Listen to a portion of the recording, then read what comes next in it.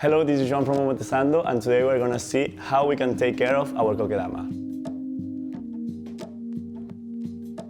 To take care of our kokedama, we have to take into consideration two aspects: the water they need and the light they need. So to know when to water our kokedama, we have to consider what kind of plant we have in our kokedama. For example, most of the plants we sell or we have, they need water once a week. For example, this asparagus need water once a week, pachira need water once a week, the ficus ginseng, the chamadorea, most of the plants we have, they need water once a week. But then we have some other plants, for example, the cactus, it needs water every 2 weeks, or the rose here, it needs water twice a week. So normally it's once a week, but we have to take into consideration what kind of plants we have in our kokedama. Another way to physically know when to water our kokedama is to lift it, like this.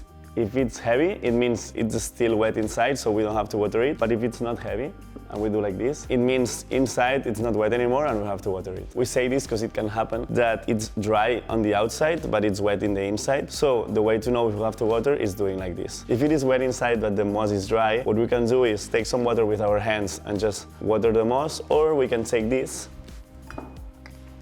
and start spraying with water the moss. So inside is already wet, and now we are wetting the outside, like this. All the kokedamas are watered by immersion, so basically what we have to do is put the moss ball inside like a bowl of water, inside the sink of our house, like basically put all the ball moss inside a bowl of water. So let's do it.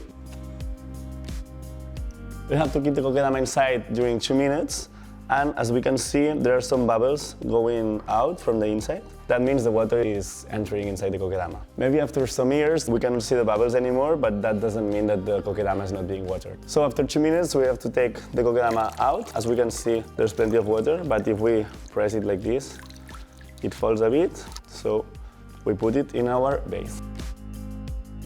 Now we're going to talk about the light. Basically, all these kokedamas are made with indoor plants, so basically they need indirect natural light. For example, this asparagus, the pachira, the chamadorea, the ficus ginseng, their perfect environment is when they receive indirect natural light. Thank you very much for watching this video. If you like the content, you can follow us with Omotesando Plants. We are in YouTube, TikTok, Instagram, Pinterest, Facebook, everywhere, and you can see all of our products in our website, omotesandoplants.com. Thank you.